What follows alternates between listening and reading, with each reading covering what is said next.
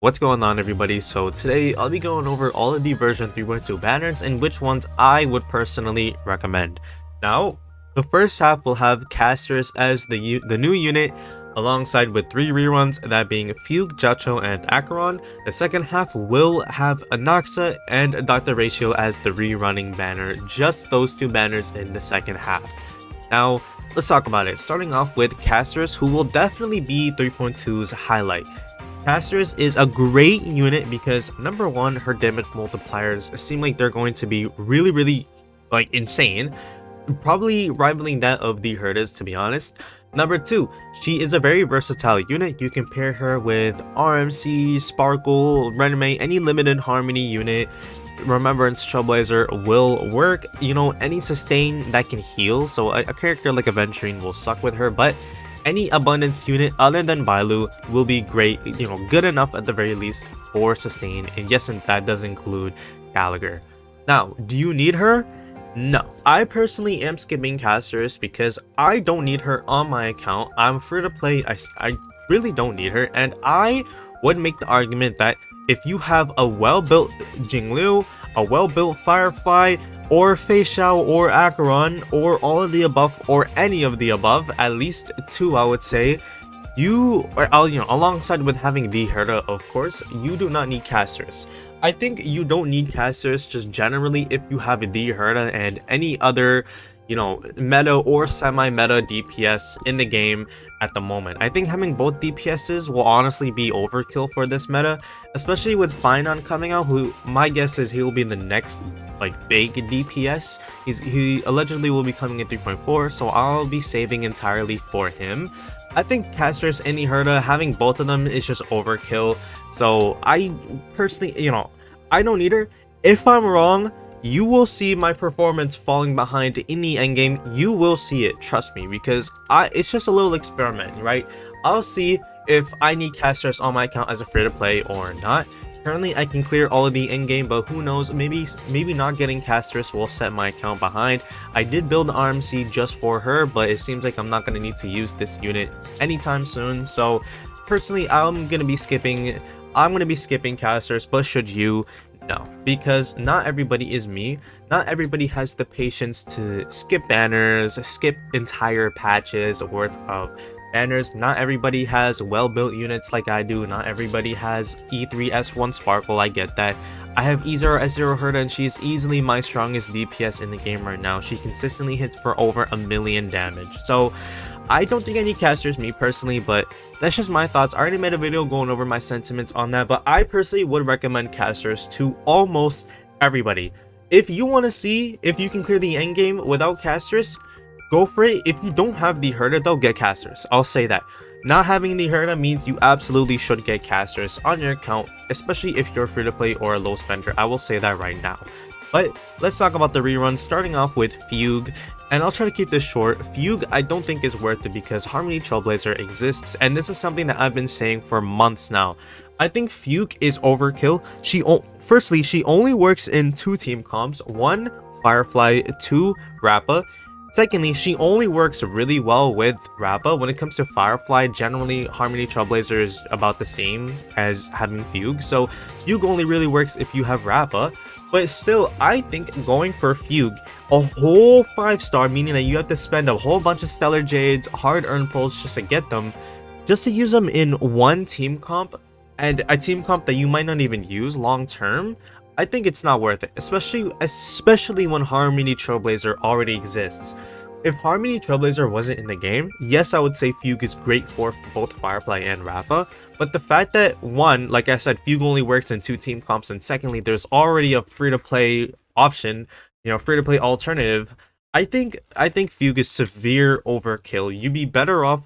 Those Stellar Jades will make a significantly more, you know, a more significant impact on your account is what I'm trying to say. If you spend those pulls on casters, then Fugue. So I don't think Fugue is worth it at all for anybody. But next, let's talk about Jiao. Don't get Jiao if you don't have Acheron. That's all I'm gonna say. So let's talk about Acheron.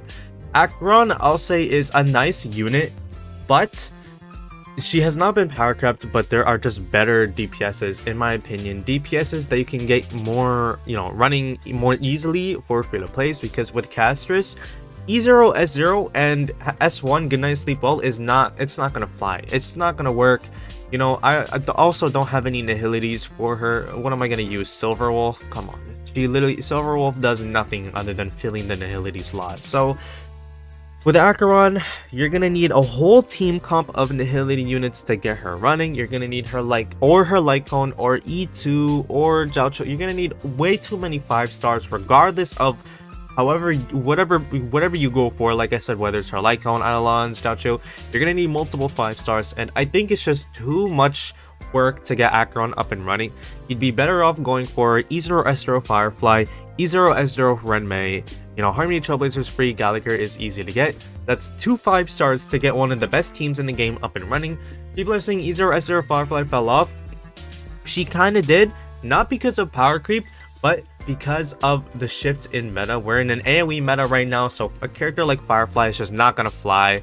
So once we're away from the AoE meta, then Firefly will rise a little bit, if not significantly. In the meta, my E0 S0 Firefly still works perfectly fine, but now I'm getting sidetracked. I think Firefly is a better option, but more importantly, I think newer DPSs are gonna be much better of an option than Acheron. Personally, I don't think DPS reruns are really worth it. That's just my opinion though. 2.7 had Firefly. I think that was a good banner to go for, but still, generally DPS reruns aren't worth it. Maybe the Herta, when she gets a rerun, won't be worth it. Who knows? But still, Acheron, just not worth it in my opinion. It's especially if you don't have her or Jiao at all, or her light cone. Just don't even bother unless you've been saving for her. Like I said, just way too much effort to get her up and running. So in the first half, out of all 4 banners, I would just recommend casters. But let's talk about the second half. Let's talk about Anaxa first. Anaxa, he seems like he will be an official Silver Wolf killer. Silver Wolf has always been kind of puns. She was good for the month that she came out. She quickly fell off because the meta shifted away from whatever weird shenanigans she was able to do. But still, Anaxa seems like a modern day Silver Wolf, but still, Anaxa will only really shine. People say that you can get a DPS Anaxa running. Don't bother. You'll be better off running the Herta and Castris as your main 2 DPSs for now, as opposed to going for Anaxa. Just don't even bother. But still, Anaxa seems like he'll really shine as the erudition character, or the erudition sub DPS for the Herta. If you already have Jade, it's not worth it personally. And even without Jade, the Herta does enough damage to where you can use any erudition to fill that slot and get the free 80% crit damage. You don't need Anaxa just for the Herta, because yes, it will be great, but still, the Herta is good enough on her own. She's good enough with her, and literally any other, you'd literally run servo with her and that will be enough. I promise you. The Herta just does that much damage. Like, Jay doesn't even buff the Herta's damage like that, but still, the Herta, just way too good to need another erudition to go for just to use with her. I luckily already had Jade just because, like, I pulled her in 2.3 for fun, but still, I may be biased, but nonetheless, Anaxa for the Herta, in my opinion, is not worth it. Anaxa as a main DPS, also not gonna be worth it. So personally, I would not recommend Anaxa. If you want to get him, go for it. He will fare decently well in the meta. He's an erudition unit after all. He will do great, don't get me wrong, but still, there's just better options, is what I'm trying to say. There's a lot of better options like Castris, the Herta, Mighty, Finon, who's coming up soon. So Anaxa doesn't really shine that well among all of those units. And the last character though is Dr. Ratio. Just don't even go for Dr. Ratio. He was already free for 3 patches consecutively, and also he's just been power cupped severely. He does not do enough single target damage at E0 S0 to keep up with the meta. I don't believe in the whole Honkai Star Roll equals severe power creep stigma, but Dr. Ratio is one of those characters that has been power crept. He doesn't keep up with all of the HP inflation. The single target damage dealers who just do more damage, like Fei Xiao. Firefly is a pseudo hunt character, and overall she will do more damage. I would rather use Jingliu over Dr. Ratio, and I have used Jingliu over Dr. Ratio. But that's about it for this video. Just don't go for Dr. Ratio whatsoever. Unless you don't care about meta. In that case, this video was never meant for you to begin with. kind of, you know, just maybe it could have given you some like insight or whatever, but like still, if you don't care about meta, go for Dr. Ratio, but from a meta standpoint, he's just buns, okay? But that's about it for this video. I'll see you. Goodbye.